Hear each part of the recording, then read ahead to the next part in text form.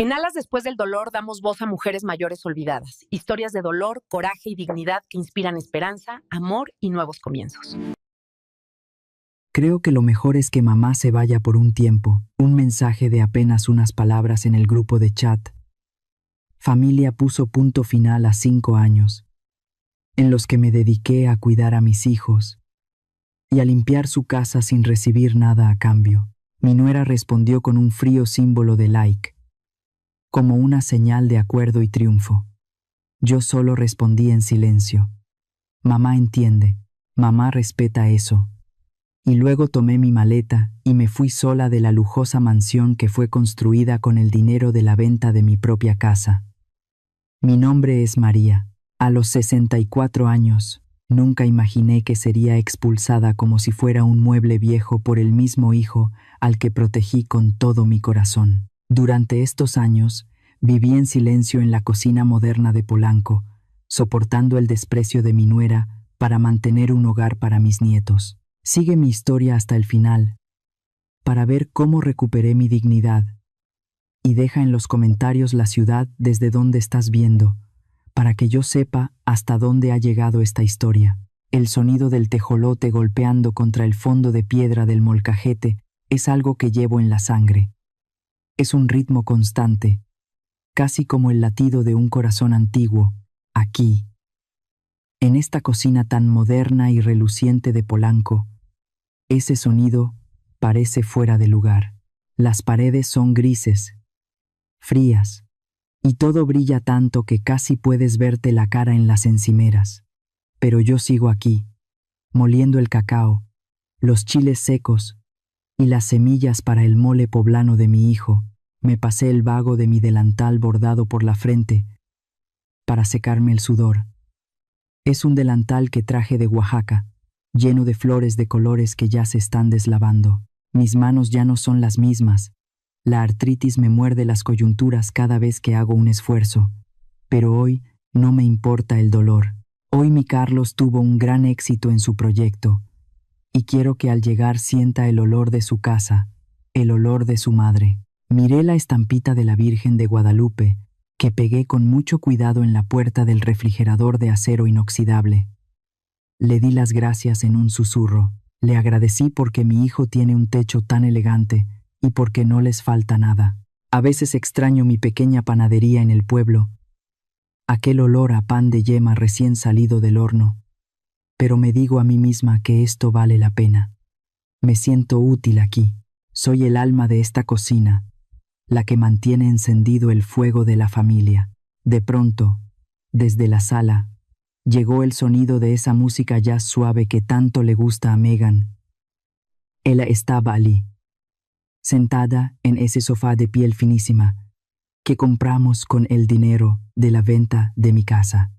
La imaginé con su copa de tequila caro, descansando mientras yo terminaba de sazonar la cena. Carlos entró a la cocina poco después. Esperaba que se acercara a darme un abrazo, un beso en la frente como hacía antes, pero no lo hizo. Se quedó parado junto a la barra de mármol, mirando su teléfono con insistencia. Cuando el vapor de la olla de mole le llegó a la cara, hizo un gesto extraño, como si el olor le molestara, como si ese aroma que antes amaba ahora fuera algo corriente, algo que apestaba su casa minimalista. Iba a preguntarle si el punto de sal estaba bien, pero no alcancé a abrir la boca. El sonido agudo y seco de una notificación de WhatsApp cortó el aire. Era un sonido moderno, metálico, que rompió la calidez de mis especias. Me limpié rápido, las manos manchadas de rojo oscuro en un trapo blanco. Mi teléfono, que estaba sobre la mesa, vibró con fuerza. Era un mensaje en el grupo que ellos llamaron La Familia Unida. Leí las palabras de mi hijo y sentí que el mundo se detenía. Mamá, hemos pensado que es mejor que te retires por un tiempo. Megan necesita espacio y todos necesitamos un respiro. Mis ojos se quedaron fijos en la pantalla. Antes de que pudiera entender el golpe, apareció otro símbolo justo debajo del mensaje de Carlos. Era un pulgar hacia arriba. Un simple like enviado desde la cuenta de Megan. No hubo una explicación. No hubo un gracias por estos 5 años cuidando a los niños, lavando la ropa y manteniendo la casa en orden. En mi cultura, a una madre se le respeta hasta el último aliento, pero allí, en ese mensaje, yo no era una madre. Era un estorbo que acababan de desechar con un clic. Me quedé parada en medio de la cocina, rígida como una estatua. El olor del mole empezó a cambiar.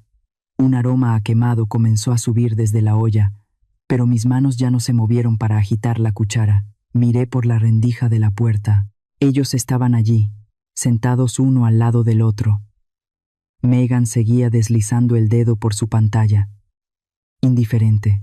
Carlos tenía la cabeza baja, la cara ensombrecida por la luz del celular, pero no tuvo el valor de levantarse y mirarme a los ojos. Me mandaron un mensaje porque no soportaban ver mis ojos cansados por el humo de su cocina. Usaron un icono frío para terminar con 5 años de servicio gratuito. Me sentí un nudo amargo en la garganta. No era por el picante del chile, era por la traición. Me di cuenta de que nunca fui parte de esta familia. Solo fui un recurso financiero que ya se había agotado. Y ahora que ya no tenían nada más que sacarme, me echaban. Con mis dedos todavía temblorosos, busqué el teclado y escribí 6 letras. Entiendo, respeto eso. Me iré. Antes de soltar el teléfono, mis ojos se desviaron al calendario que colgaba en la pared. Mañana. Mañana era el día en que el banco vendría a revisar las garantías del préstamo de negocio de Carlos. Toqué con suavidad mi viejo anillo de bodas. Recordé aquel contrato que firmé hace años, donde puse mi nombre como avalista principal de esta propiedad. Ustedes quieren espacio, pensé mientras miraba la espalda de mi hijo. Está bien, les voy a dar todo el espacio del mundo. Les voy a dejar una casa vacía. Pero recuerden algo. Cuando los cimientos se quitan, el castillo no tiene ninguna razón para seguir en pie. La noche se me hizo eterna. Me quedé sentada en la cocina, a oscuras, después de haber tirado a la basura ese mole quemado. Me dolió el alma desperdiciar la comida, pero ese plato ya estaba envenenado de tristeza. Las luces de la Ciudad de México entraban por el ventanal, dibujando sombras largas y frías sobre el suelo de mármol que yo misma había encerado tantas veces. A mi edad, las lágrimas ya no salen por los ojos, se quedan guardadas adentro para darnos fuerza. Me dediqué a limpiar cada rincón de la cocina por última vez, lavé cada plato, acomodé cada vaso con una precisión casi religiosa. Era mi forma de despedirme de este lugar que compré con mis ahorros, aunque mi nombre no figurara en las escrituras principales. Me preguntaba por qué no pudieron decírmelo de frente. Una cena, una plática cara a cara. ¿Acaso mis 5 años de trabajo no valían ni 10 minutos de su tiempo? Me di cuenta de que en este mundo moderno, el amor de un hijo puede borrarse tan fácil como se borra una aplicación del celular. Entré a mi cuarto, ese cuartito pequeño que está junto al cuarto de lavado. Megan siempre decía que era el cuarto de mamá, pero las dos sabíamos que era el cuarto de la sirvienta. Abrí mi vieja maleta de piel, la misma que traje del pueblo hace años. No empaqué ropa de marca, ni nada caro, solo guardé lo que de verdad era mío. Envolví con cuidado mi rebozo, ese que me regaló mi difunto esposo, y puse encima su foto en blanco y negro. También guardé mi rosario de madera, cuyas cuentas ya están gastadas de tanto rezar. Miré a mi alrededor, las sábanas de seda y la televisión que Carlos me compró para compensar sus ausencias, se quedaron ahí. No valían nada. Eran solo adornos para cubrir el frío de su desprecio. A las 5:30 de la mañana, la niebla de la ciudad ya cubría las calles de Polanco. Bajé las escaleras con paso firme, haciendo que la madera crujiera bajo mis pies. Carlos estaba allí, de pie al final de la escalera.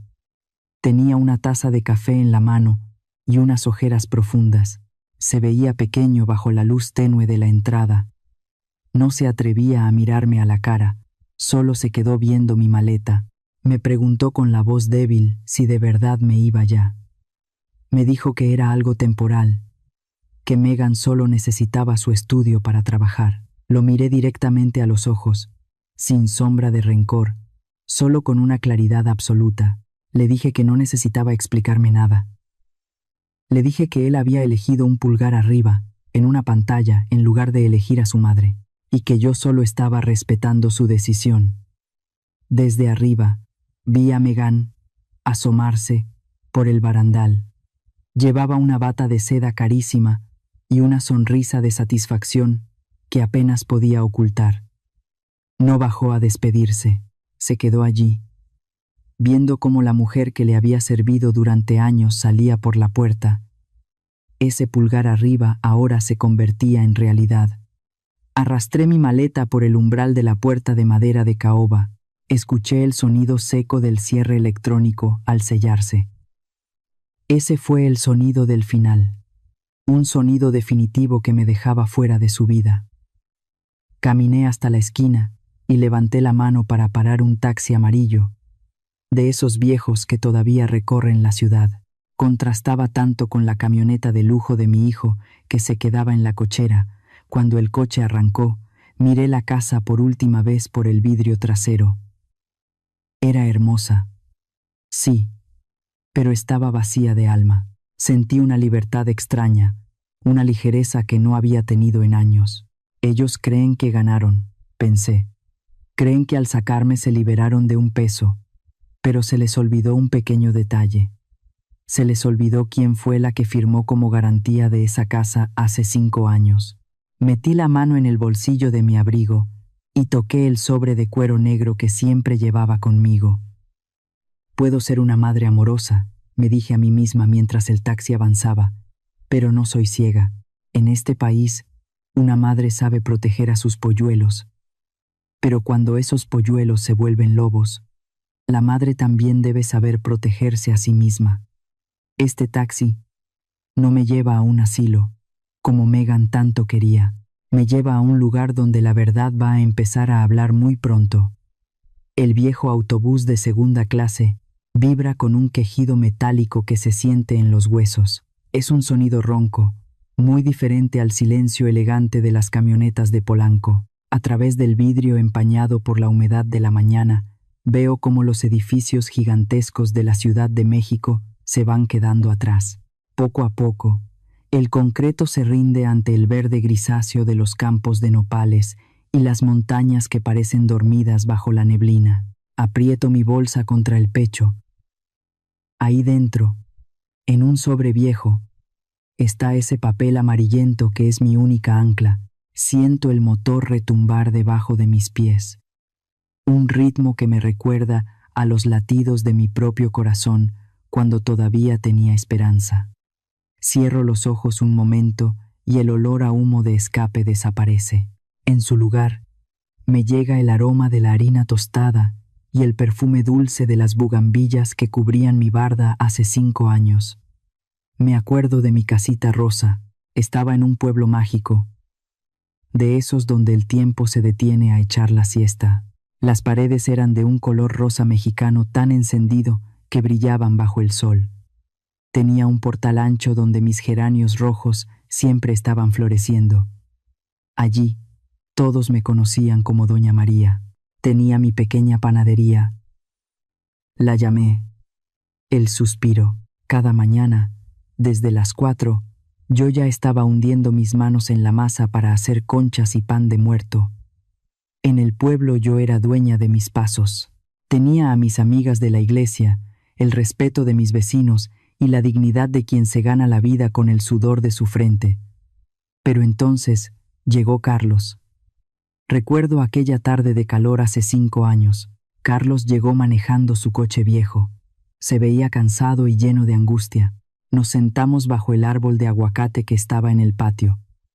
De repente, se arrodilló a mis pies. «Mamá», me dijo con los ojos llorosos, «no quiero que tus nietos crezcan en un lugar amontonado. Necesitan un futuro en la ciudad. Vende la casa, mamá. Vente a vivir con nosotros. Ya no vas a trabajar más. Vas a ser la reina de la casa». Megan.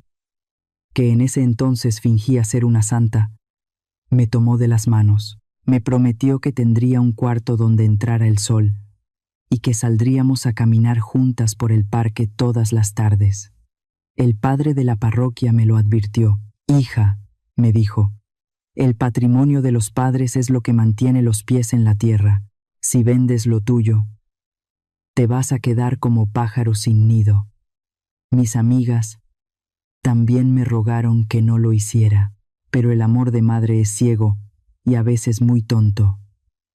El día que fuimos a la notaría, algo dentro de mí me pidió cautela. Hablé a escondidas con el abogado y le pedí que escribiera una cláusula pequeña. Ese dinero se contaba como una propiedad preferente. Carlos estaba tan emocionado mirando las fotos de la casa nueva que firmó todo sin leer, pensando que solo era un trámite más. Ahora abro los ojos y veo los campos de nopales pasar. Hace 5 años, mi hijo se arrodilló para pedirme ayuda. 5 años después, me mandó un mensaje para correrme. Esa reina que me prometieron resultó ser una criada que no cobraba sueldo. Cuando necesitaron mi dinero, yo era su madre adorada. Cuando el dinero se convirtió en paredes y lujos, me volví una vieja estorbosa que ocupaba el lugar de su salón de yoga. No voy a regresar al pueblo todavía. Tengo una cita con un viejo amigo de mi difunto esposo. Él tiene la llave que puede hacer que el castillo de naipes de Carlos empiece a temblar. Carlos, mijo, se te olvidó que yo te enseñé a dar tus primeros pasos. Hoy te voy a dar tu última lección. Nunca desprecies a quien te dio la vida entera. En esa casa de Polanco, yo aprendí a ser invisible. La mañana siempre empezaba a las 5, cuando la ciudad todavía es puro ruido de patrullas y frío. No había gallos que cantaran, solo el sonido metálico de la cafetera inteligente y el silencio helado de las paredes de mármol. Carlos y Megan siempre tenían reuniones con gente que hablaba de negocios y de cosas orgánicas. Yo encontraba copas de vino a la mitad y platos con sobras de comida carísima tirados por todos lados. Limpiaba todo en silencio, como una sombra. A veces me salía al jardín para darle migajas de pan a los pájaros, solo para sentir que algo vivo me miraba con cariño. En esa casa, hasta mi risa parecía molestar la paz que Megan necesitaba para su trabajo. Un día, Megan bajó a la cocina con su ropa de yoga, esa que parece una segunda piel. Ni siquiera me dio los buenos días, solo me puso un montón de ropa de seda en las manos. Me dijo que tenía que lavarlo a mano y con agua fría, que no fuera a usar la lavadora porque se echaba a perder. Luego llamó a Carlos. Le dijo en voz alta, para que yo escuchara, que ya no usara esos suavizantes de ropa con olor a jazmín que yo compraba. Dijo que olían a cosa barata y que ella era alérgica, que la casa necesitaba oler a aceites de toronja del norte de Europa. Me quedé ahí parada, apretando mi rebozo viejo. El olor a jazmín es el olor de mi pueblo, el olor de mis recuerdos. Ahora, para ella, mi olor era algo corriente y desechable. Carlos solo asintió mientras se tomaba un jugo verde, sin siquiera voltear a verme. Él no era el rey de esa casa, era un prisionero de sus propios lujos. Y me dejó sola frente a los desprecios de su mujer. Lo que más me dolía eran mis nietos. 2 niños preciosos que ya casi no hablaban español. Megan los metió en una escuela internacional donde solo hablan inglés. Cuando yo quería sentarlos en mis piernas para contarles historias de los aztecas o leyendas de mi pueblo, Megan me cortaba la palabra. Decía que no les metiera esas supersticiones en la cabeza, que ellos necesitaban ciencia y pensamiento moderno. Una tarde, el niño más chiquito me empujó sin querer y yo casi me caigo. Ahí entendí que en esa casa, un adorno valía más que la abuela que les hacía las tortillas a mano. Yo solo era la cocinera y la niñera que salía gratis. Recuerdo bien la fiesta de aniversario de su empresa. Carlos invitó a gente muy importante. Megan entró a la cocina y me dijo que, por favor, no saliera a la sala. Me dijo que mi estilo no iba con los colores de la fiesta y que explicar quién era yo a sus invitados de alcurnia era muy complicado. Me quedé encerrada en la cocina caliente, preparando cientos de bocadillos finos. Escuchaba las risas y cómo la gente los felicitaba por su buen gusto.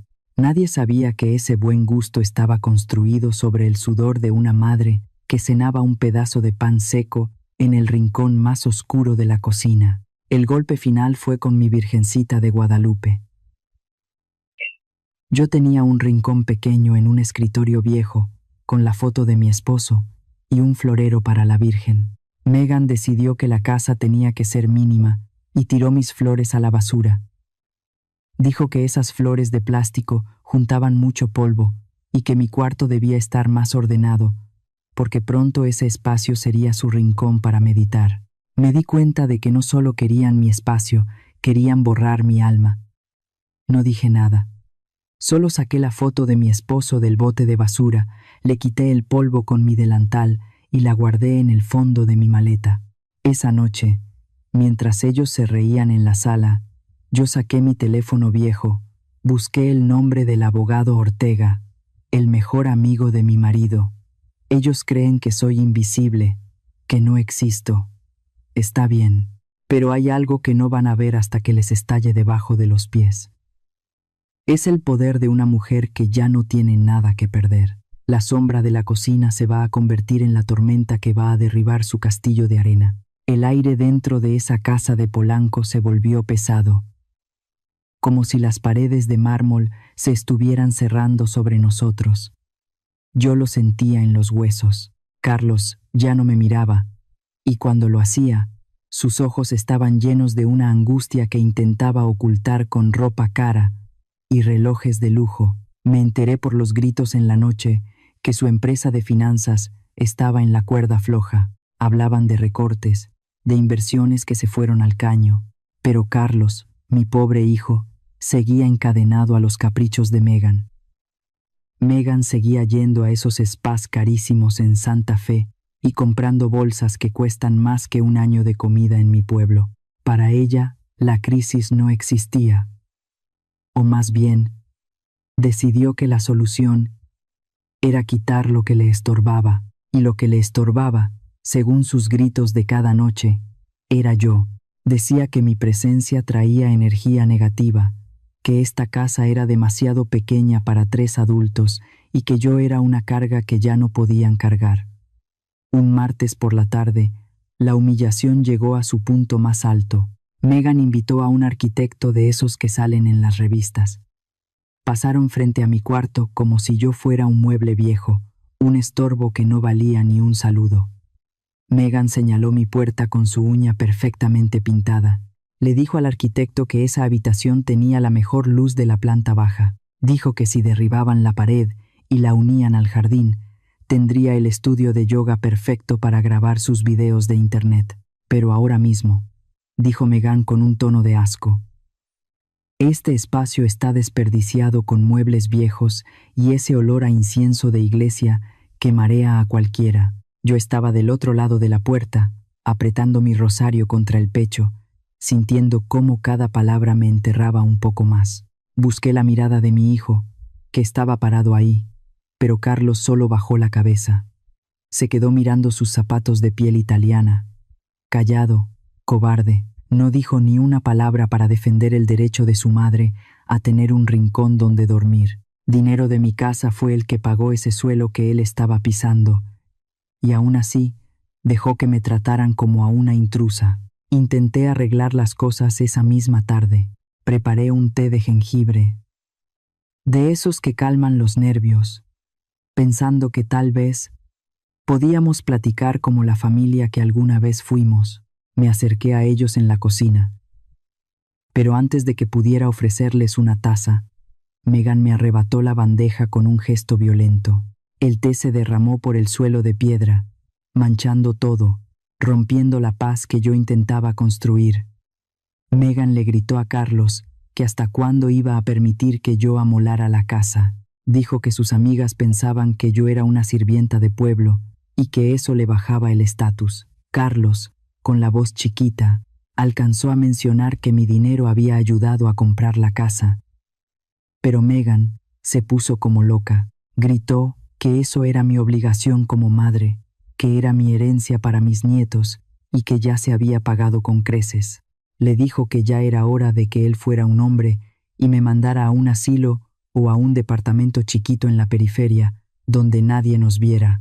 Me sentí pequeña, como un trapo viejo que ya no sirve para limpiar. Me di cuenta de que para Megan yo no era una persona, era una deuda que ya quería liquidar. Regresé a mi cuarto en silencio, sintiendo que el aire me faltaba. La estocada final llegó a las 7:42 de la noche. Yo estaba sentada en mi cama, tratando de encontrar consuelo en mis rezos, cuando el teléfono vibró en mi regazo. Era un mensaje en el grupo de WhatsApp de la familia. Leí las palabras de Carlos y sentí un frío que me recorrió el alma. Mamá, hemos pensado que es mejor que te retires por un tiempo. Megan necesita espacio para recuperarse de tanto estrés, y nosotros queremos tener una vida más privada. No pasaron ni 2 segundos cuando apareció ese pulgar azul debajo del mensaje. Un like de Megan. Fue como si me hubieran cortado la respiración. Ni siquiera tuvieron el valor de tocar mi puerta. No me llamaron por teléfono. Me echaron de mi propia casa. De la casa que yo pagué con el sudor de mi frente en la panadería. Con un mensaje de texto, un simple dibujo de un dedo hacia arriba, fue el agradecimiento por 5 años de cuidarlos, de amarlos, de ser su sombra. La cobardía de Carlos y la maldad de Megan se juntaron en ese icono frío y digital. Me quedé mirando la pantalla hasta que los ojos me ardieron. Sentí que algo dentro de mí se prendía. Un fuego que ya no era de tristeza, sino de justicia. Entendí que el amor ciego de madre me había vuelto una víctima, pero que ese tiempo se había terminado hoy. Les di mis alas, les di mi sangre para que volaran alto, y ellos usaron esas alas para patearme hacia el lodo. Está bien, pensé. Me puse de pie y caminé hacia el cajón secreto de mi mesita de noche.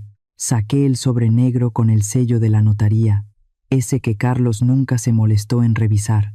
Con mis dedos firmes, escribí la respuesta en el teléfono. Mamá entiende. Mamá respeta eso. Me voy. Miré el papel legal en mis manos. Megan quería espacio para su yoga. Carlos quería privacidad para sus deudas. Les voy a dar tanto espacio que se van a perder en él. Les voy a dar una libertad tan grande que no van a tener ni un techo donde esconder su vergüenza. Esa noche no pude dormir, pero no fue por el dolor.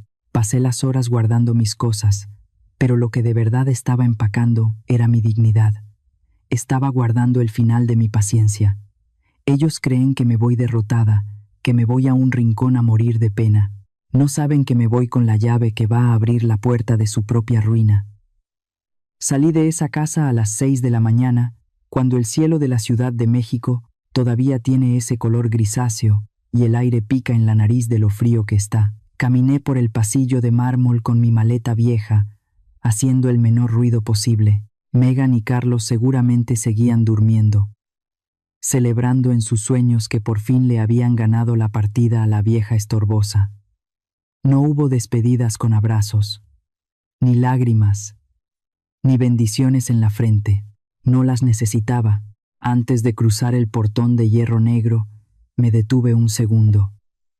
Me acomodé el rebozo con mucha calma y sonreí. Fue una sonrisa tranquila, la sonrisa de alguien que sabe exactamente lo que va a pasar a continuación. No busqué un refugio de caridad, ni me puse a deambular por las calles de Polanco. Pedí un taxi y le di una dirección que nada tenía que ver con hospitales o asilos. Le pedí que me llevara al centro histórico. Llegamos a una calle vieja, de esas que huelen a historia, a madera antigua y a café recién hecho. Bajé frente a un edificio de techos altos y puertas pesadas. Subí las escaleras hasta la oficina del licenciado Ortega. Ortega no solo es un abogado de los de antes, de los que todavía tienen honor, sino que fue el mejor amigo de mi difunto esposo. Es un hombre de pelo blanco como la nieve, con sus lentes de armazón de oro siempre puestos en la punta de la nariz. Me recibió con un abrazo de esos que te devuelven el alma al cuerpo.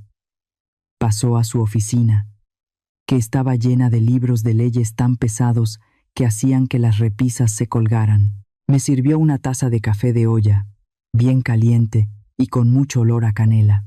María, me dijo mientras me pasaba el azúcar. Te estaba esperando desde hace 5 años. Siempre tuve la esperanza de que tu hijo Carlos fuera lo suficientemente hombre para tratarte con dignidad.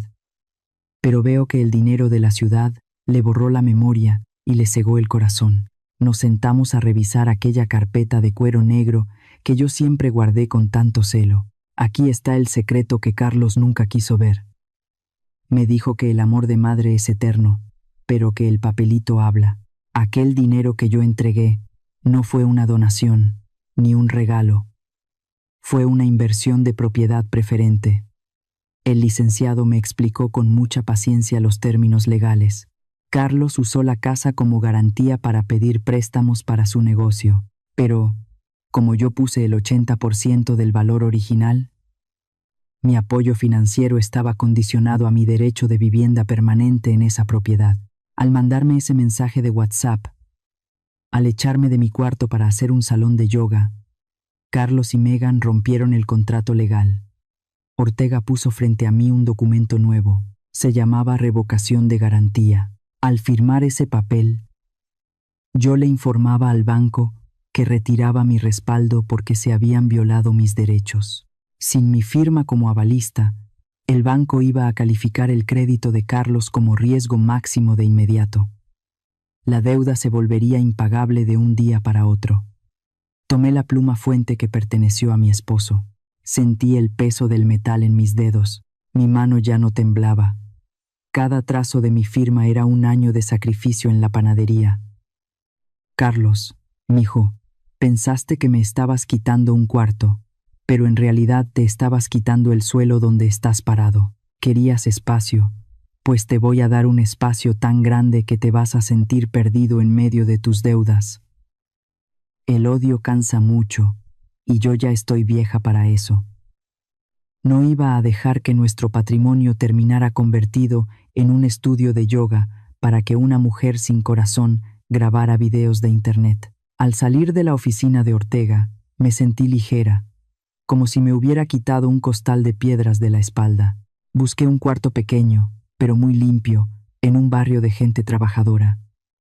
Era un lugar donde las señoras salen a platicar a la banqueta y los niños juegan fútbol en la calle. Un lugar con vida. Lo primero que hice al entrar a mi nuevo cuarto fue apagar el teléfono viejo. Saqué el chip de la compañía. Lo puse sobre la mesa y lo quebré a la mitad. Fue un sonido seco.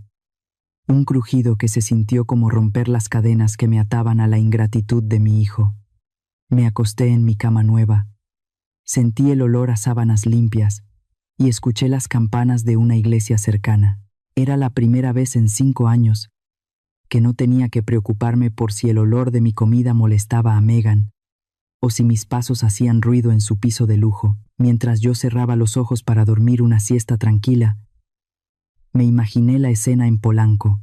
Megan seguramente ya estaba con los arquitectos, midiendo mi cuarto, tirando mis cosas a la basura y soñando con sus espejos de yoga. Carlos probablemente estaba revisando sus correos de negocios.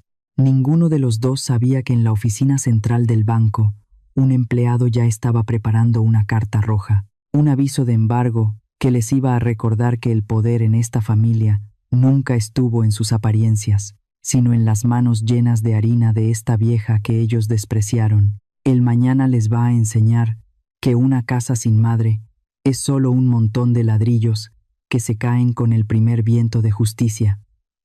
Desperté a las 7 de la mañana.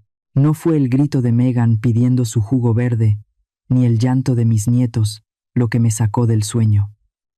Fue el canto de los gorriones y ese olorcito a elote asado que subía desde el puesto de la esquina.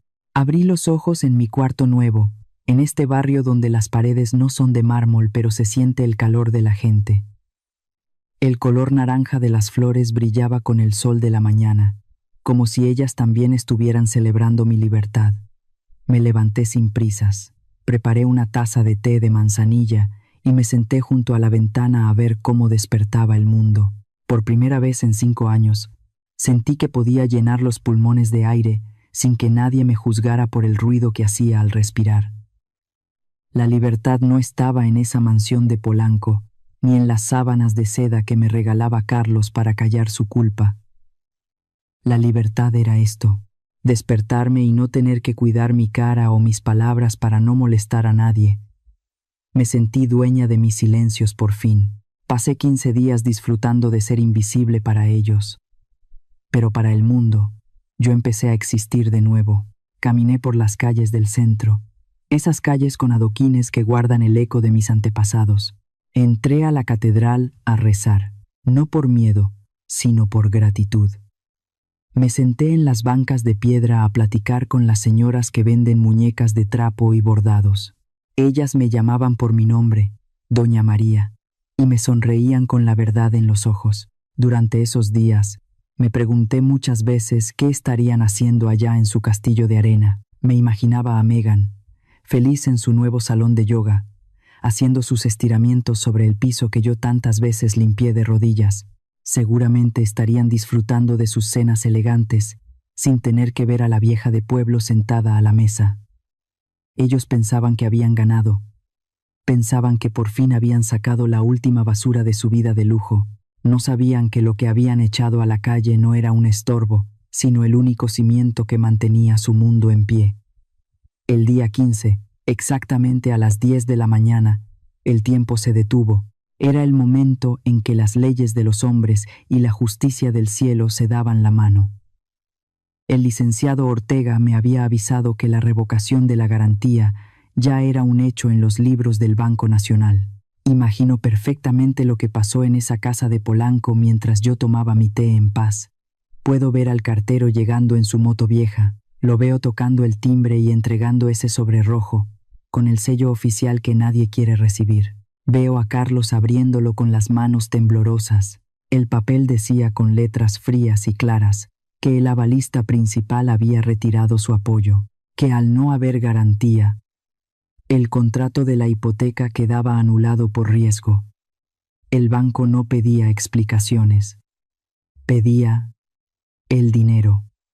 $300,000 que Carlos no tiene. Toda la deuda de golpe, en 30 días. O la casa pasaría a ser propiedad del banco.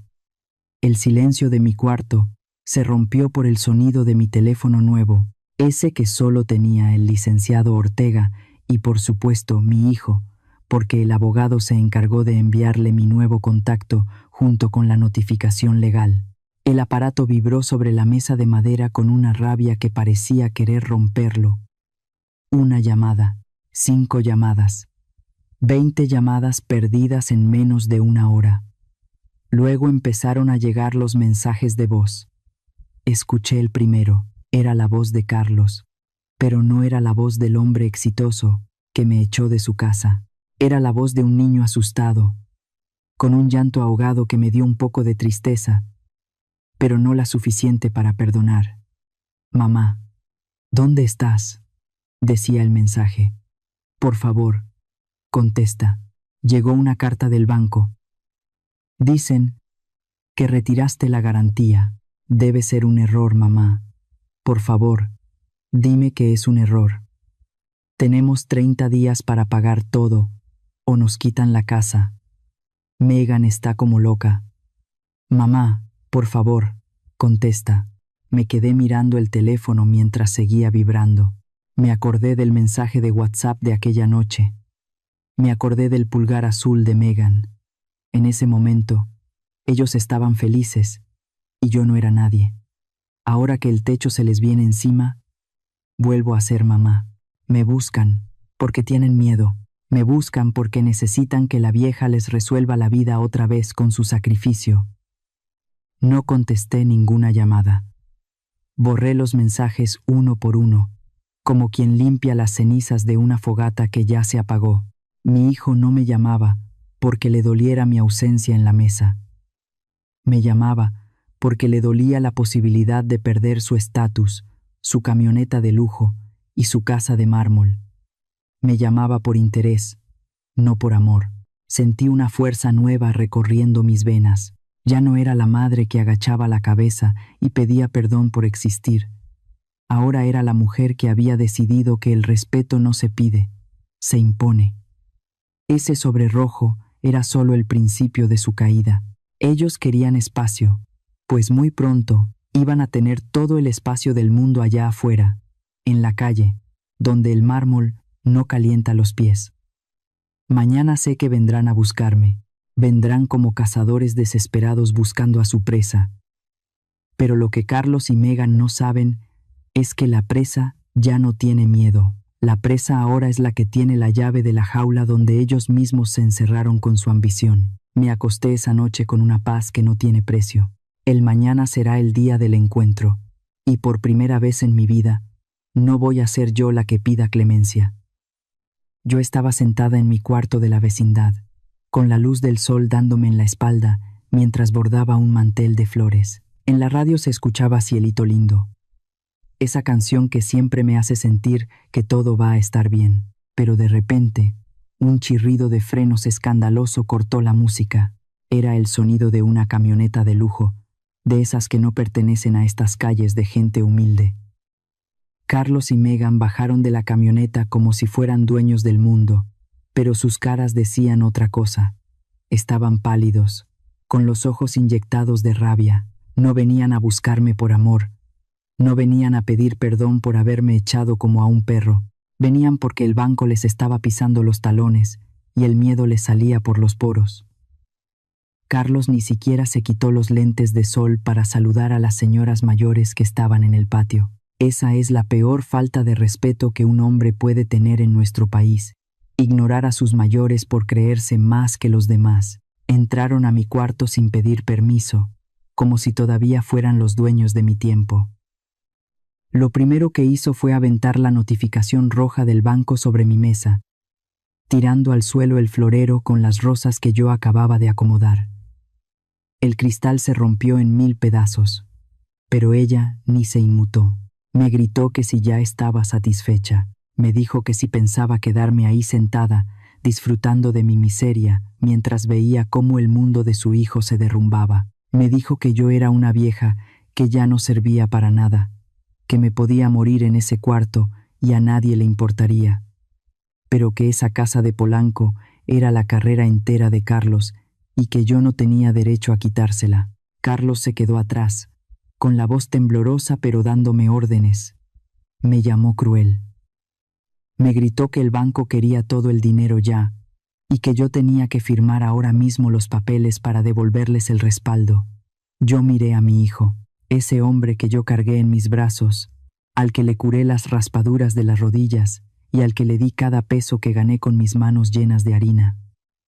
Ni una sola vez me preguntó si había comido en estos 15 días.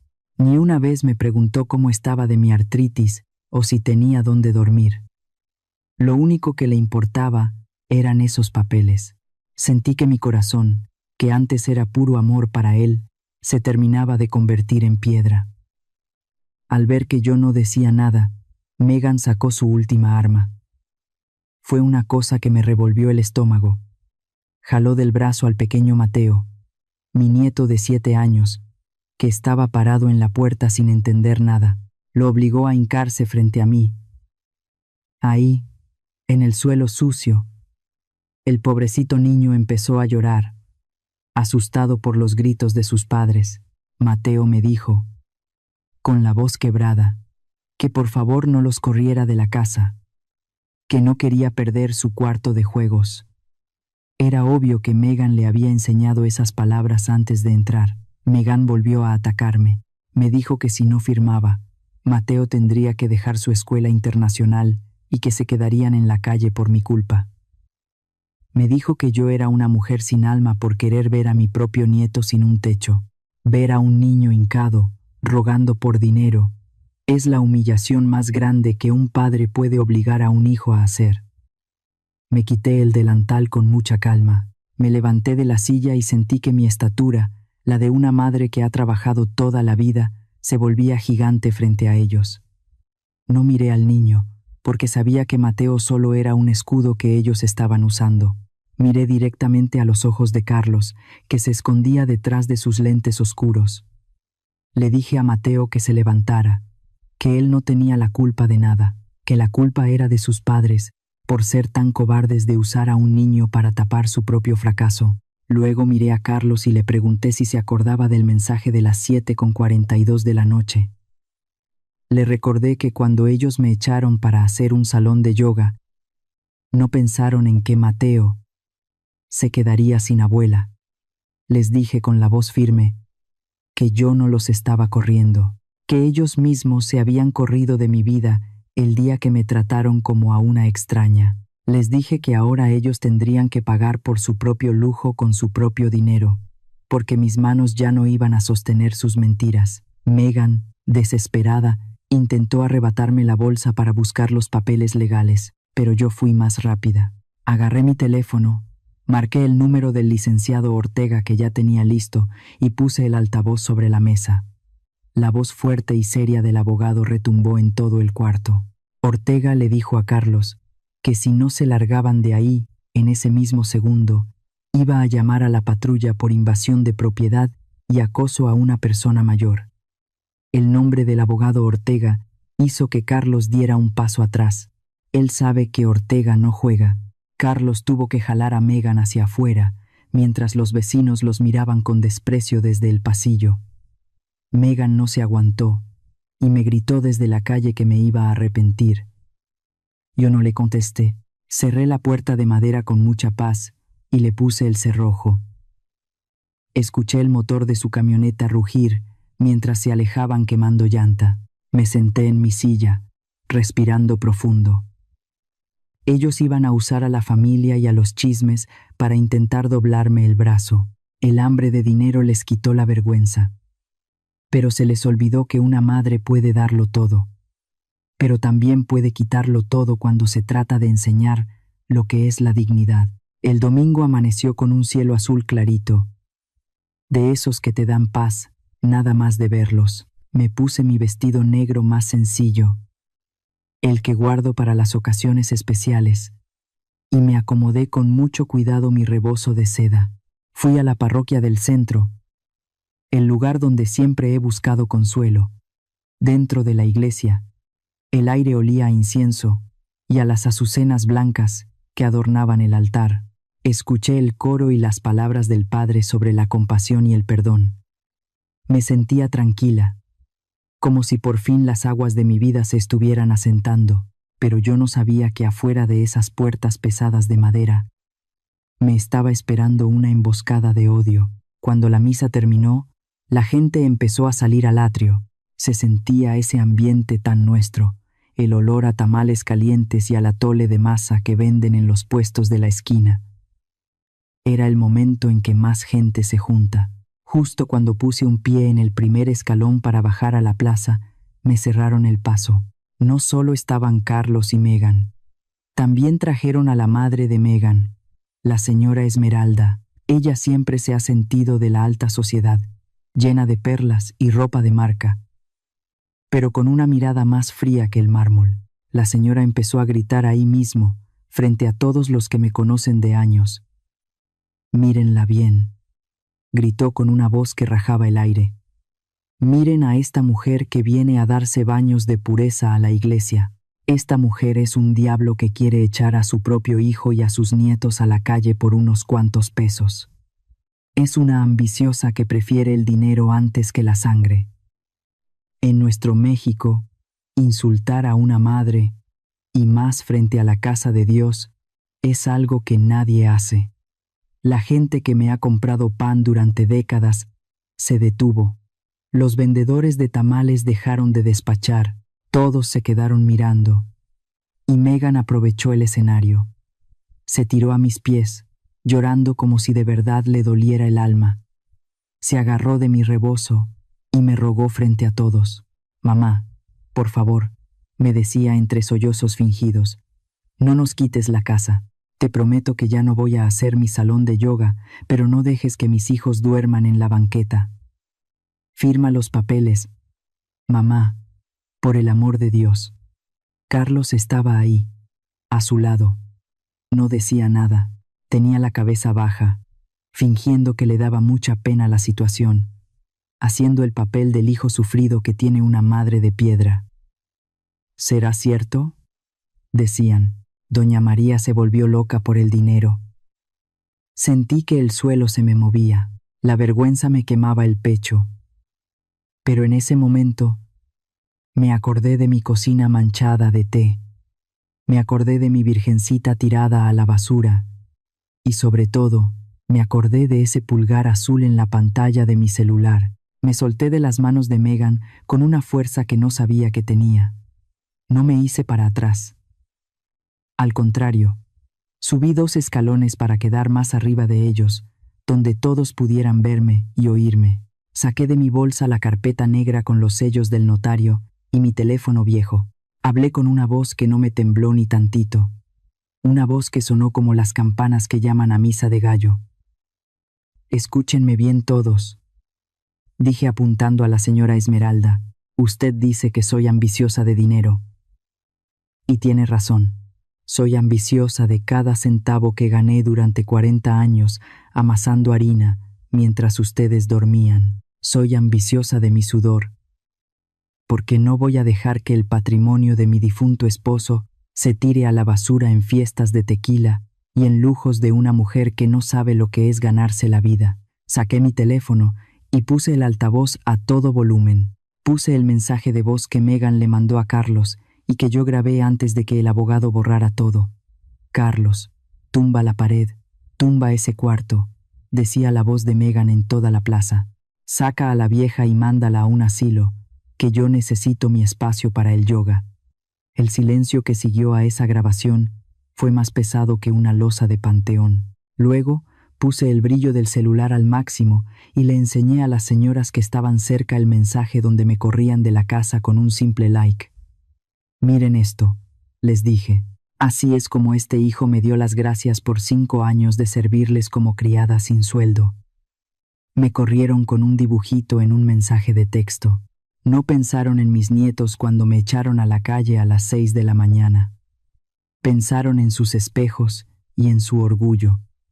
Ahora que el banco les pide cuentas, ahora sí vienen a llorar a la iglesia. La plaza cambió de color en un segundo. Las señoras que antes dudaban empezaron a gritarles de cosas. Malagradecidos, les decían. Vividores, sinvergüenzas. Unas viejitas de la Asociación de la Vela Perpetua se acercaron y me abrazaron, mientras les reclamaban a Carlos y a Megan que les debería dar pena usar a los niños como escudo para robarle a su madre. La señora Esmeralda quiso arrebatarme el teléfono, pero unos señores del mercado se le pusieron enfrente y no la dejaron. Carlos y Megan tuvieron que irse casi corriendo, bajo las miradas de desprecio de todo el pueblo que antes los respetaba. El padre salió a la puerta de la iglesia. No dijo mucho, pero sus palabras se quedaron grabadas. La paz de Dios no habita en las casas donde se humilla a quien te dio la vida. Me acomodé mi rebozo de nuevo. Sentí que pesaba menos que nunca. Bajé los escalones con la frente muy alta, caminando entre la gente que me abría paso con respeto. No volteé a verlos ni una sola vez. Hoy no solo gané una batalla legal, hoy recuperé mi nombre y mi honor. Ellos quisieron usar a mi gente para hundirme, pero se les olvidó que en este suelo, la verdad siempre acaba saliendo a la luz por más que la quieran enterrar. La casa de Polanco ya se está cayendo, pero mi casita de dignidad tiene los cimientos más fuertes que nunca. Los 30 días pasaron volando, aunque para mí cada minuto tuvo el peso del plomo. Me quedé en mi cuartito, escuchando el tic-tac del reloj de pared y sintiendo cómo el tiempo le cerraba las puertas a mi hijo. Carlos no me llamó más.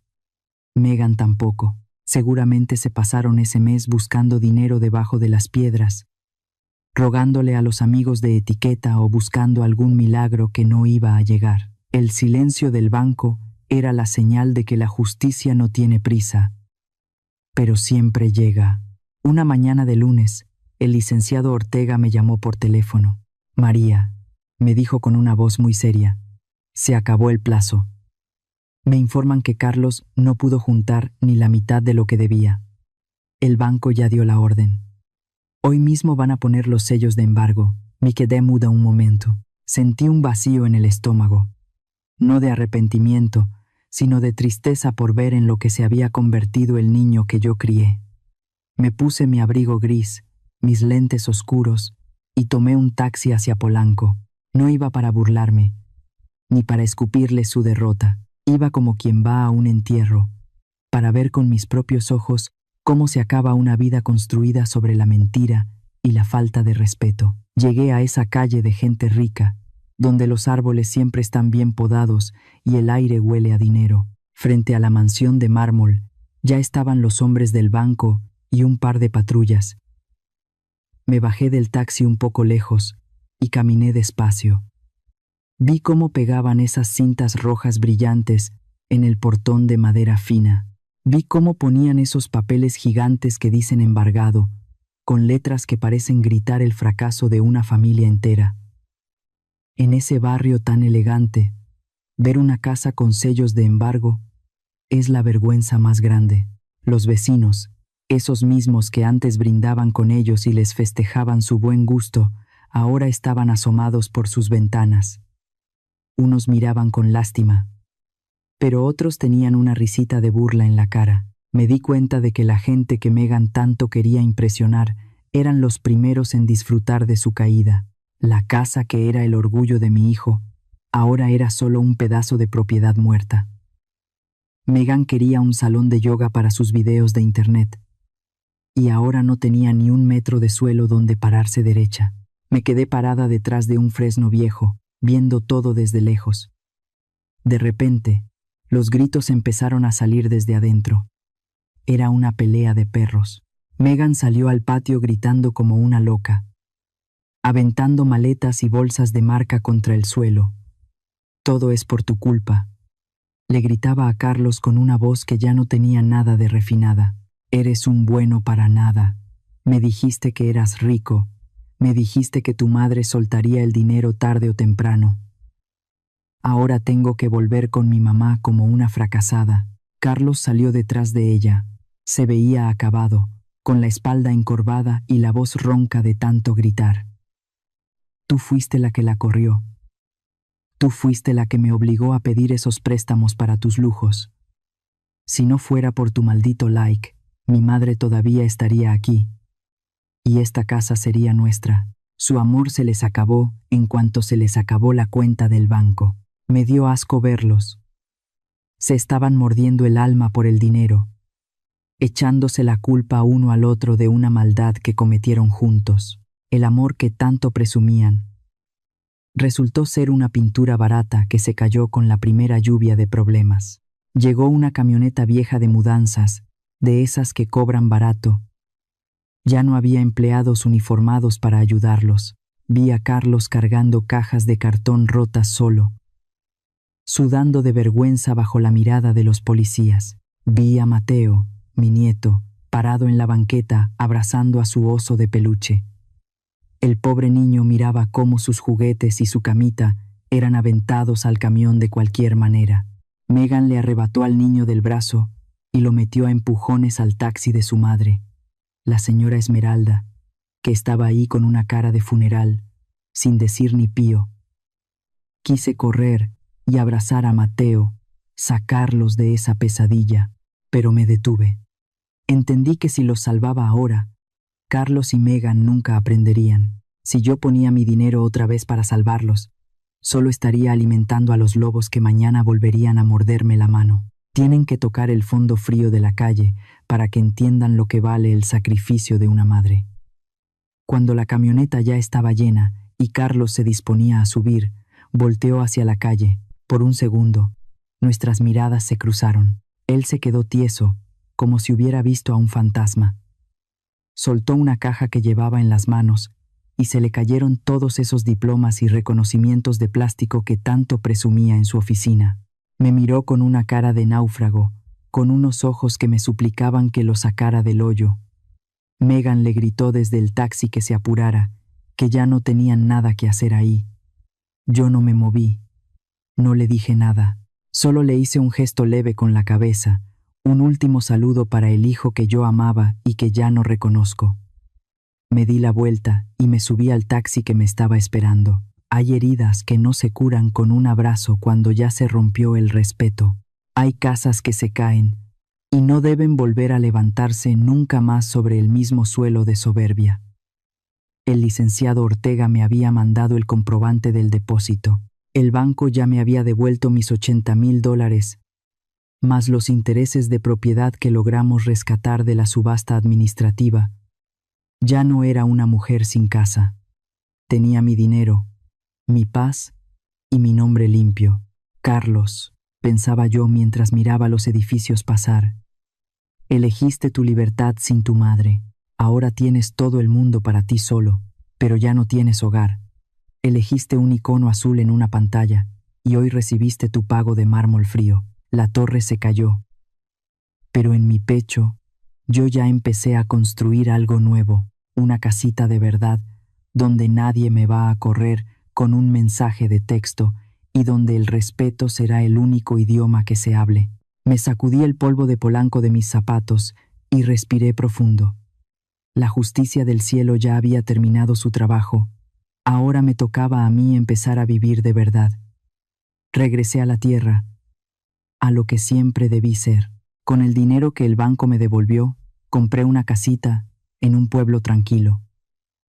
De esos donde las calles todavía son de piedra y las paredes huelen a cal blanca. No busqué recuperar mi vieja casa rosa, porque esa ya cumplió su ciclo. Esta es una nueva vida, un rincón que solo me pertenece a mí.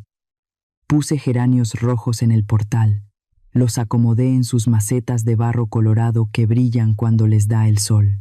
Colgué la foto de mi esposo y puse a mi Virgencita de Guadalupe en el lugar más bonito de la sala, con una veladora que nunca se apaga. Ahora paso mis tardes hundiendo las manos en la tierra fresca, sembrando rosales y matas de chile para mis salsas. Es una sensación tan distinta. Mis manos, que antes tenían que lavar las sedas delicadas de Megan con miedo de echarlas a perder, ahora tocan la humedad del suelo y se sienten fuertes. Me di cuenta de que la felicidad no era vivir en una mansión con cámaras de seguridad y alarmas ruidosas. La felicidad es esta paz de tener las ventanas abiertas para que entre el aire del monte y escuchar el saludo de los vecinos que pasan por la calle. Aquí nadie me mira como si fuera una sombra o un mueble viejo. En este pueblo soy Doña María. Las señoras se detienen a platicar conmigo sobre el clima o sobre la cosecha. Nos sentamos a tomar café de olla con galletas de canela y nadie me critica por mi ropa sencilla o por mi modo de hablar. Recuperé mi nombre y mi lugar en el mundo. Volví a prender el horno, pero ya no para trabajar hasta el cansancio. Ahora horneo pan para regalárselo a los niños que salen de la escuela y para las fiestas de la parroquia. El olor a cacao y canela inunda mi cocina de nuevo, borrando para siempre ese sabor amargo de la traición que me llevé de la ciudad. Una tarde, cuando el sol ya se estaba escondiendo tras los cerros, el teléfono volvió a sonar. Era Carlos. Escuché su voz y sentí una punzada de tristeza. Pero ya no era ese dolor que te dobla las rodillas. Mi hijo me hablaba desde un departamento chiquito y feo en las orillas de la ciudad. Me contó, entre sollozos, que se quedó solo. Megan lo dejó en cuanto se acabó el dinero y se llevó a los niños a casa de su madre. Él estaba hundido en deudas y en una soledad que se le salía por las palabras. «Mamá», me dijo con la voz quebrada, «ya me di cuenta de todo. Extraño tu comida. Extraño el olor de tu incienso. Extraño mi hogar. Por favor, mamá, déjame ir a vivir contigo. Te juro que voy a cambiar». Luego, usó el golpe más bajo. Me dijo que los nietos preguntaban por mí, que ellos estaban sufriendo mucho. En ese momento cerré los ojos muy fuerte. Una parte de mi corazón, esa parte que siempre será madre, quiso abrirle la puerta y salir corriendo a abrazarlo, pero entonces recordé aquel mensaje. Recordé el frío de las 6 de la mañana cuando saqué mi maleta mientras ellos dormían. Le dije con mucha calma que ya lo había perdonado, pero que no podía salvarlo. Carlos, le dije, ya tienes 35 años. Ya es hora de que aprendas a caminar por tu cuenta, sin apoyarte en mis huesos y en mi sacrificio. Esta casa es mi refugio, el lugar donde por fin soy yo misma. Puedes venir a visitarme de vez en cuando, pero no vas a traer tu caos ni tu ambición a este portal. Elegiste tu libertad sin tu madre. El día que enviaste ese mensaje, ahora tienes que aprender a vivir con ella. Colgué el teléfono sin dejar que me convenciera con su llanto. No le di ni un peso de mis ahorros. Ese dinero es mi fondo de dignidad, no un fondo de rescate para sus malas decisiones. Era una sombra firme, derecha. Entendí que amar a los hijos es darles alas, pero amarse a una misma es mantener los pies bien puestos en la tierra. Carlos creyó que el like de su mujer era el poder absoluto. Hoy, desde su ruina, entiende que el verdadero poder es el de una madre que sabe decir basta. Una tarde de domingo, mientras tomaba un chocolate caliente en los portales de la plaza, me encontré con la tía Carol. Ella era de las que más me presumía sus lujos en Polanco y la que puso un pulgar arriba cuando me corrieron. Se veía marchita, con su ropa de marca ya desgastada. Se acercó a mí con una sonrisa falsa, queriendo hacerse la aparecida como si nada hubiera pasado. María, me dijo con una voz melosa, qué bien te ves. Qué lástima lo de Carlos. Pero me enteré que te quedaste con un buen dinerito del banco. Tú sabes que la familia está pasando por un momento difícil. ¿Por qué no abres un fondo de emergencia como los de antes para ayudar a los sobrinos? La miré a los ojos, con una paz que casi la hizo retroceder. Le sonreí despacio y le dije que ya lo había hecho. Le dije que ese fondo se llamaba mi fondo para el futuro y que la llave solo la tenía yo. Me levanté, pagué mi cuenta y la dejé ahí parada, con su falsedad atragantada en la garganta. Ya no me importaba lo que dijeran. A veces abro el teléfono y veo la foto que Carlos me mandó en Navidad. Están él y mis nietos frente a un arbolito barato. Intentan sonreír, pero sus ojos están apagados, llenos de una ausencia que el dinero no puede llenar. Megan ya se casó con otro, buscando quien mantenga sus aires de grandeza, y dejó a los niños a cargo de Carlos. Me da pena, sí, pero mantengo la foto ahí para no olvidar. La bondad que no tiene límites no es amor, es permitir que el mal crezca. Esta es mi lección para todas las madres que me escuchan. Nos enseñaron que tenemos que dar hasta la última gota de sangre por los hijos. Nunca entreguen la llave de su casita ni sus ahorros por una promesa de cuidados que se puede borrar con un mensaje de texto. Amen a sus hijos con todo el corazón. Pero guarden siempre un camino de regreso para ustedes mismas. Y para los hijos que oyen esto, entiendan algo. Cuando forman una familia nueva, no tienen que quemar sus raíces. Un hombre que deja que humillen a su madre es un hombre que ya perdió el alma. La ambición es como el agua de mar. Entre más tomas, más sed te da. Megan quiso quitarme un cuarto para su yoga y terminó perdiendo la casa entera. Se llama justicia divina y siempre llega, a veces por la mano de la ley y otras por el peso del propio destino. Ahora estoy aquí, sentada en mi mecedora vieja frente al jardín. Veo cómo los últimos rayos del sol pintan de naranja las montañas. Mi cuenta de banco está tranquila, mi conciencia está limpia y mi corazón está en paz. No soy la villana de su historia. Soy la mujer que por fin se atrevió a salir de ella. El silencio que me rodea no es soledad, es la libertad más pura que he sentido en toda mi vida. Me llamo María. Fui una madre sin techo, despreciada por los que más amaba, pero hoy soy la dueña de mis días y la reina de mi propia casita. Y eso, queridos míos, es un tesoro que vale mucho más que cualquier mansión de mármol en la ciudad. Mi historia termina aquí, pero mi vida apenas está empezando de verdad. ¿Y tú qué piensas de la decisión de esta madre? Si estuvieras en su lugar, ¿habrías hecho lo mismo o habrías tomado otro camino? De verdad leo cada mensaje, porque muchas veces las reflexiones de ustedes también ayudan a otras personas que están pasando por algo parecido. Si esta historia te hizo pensar un poco en la familia, en el respeto y en el valor de una madre, regálale un like al video, compártelo con alguien que necesite escucharlo y suscríbete al canal para no perderte las próximas historias. Nos vemos muy pronto en la siguiente historia. Somos Antes del Silencio, un lugar donde compartimos historias para acompañarnos a lo largo de los años y recordar que, incluso después del dolor, siempre se puede volver a encontrar paz y fortaleza en el corazón.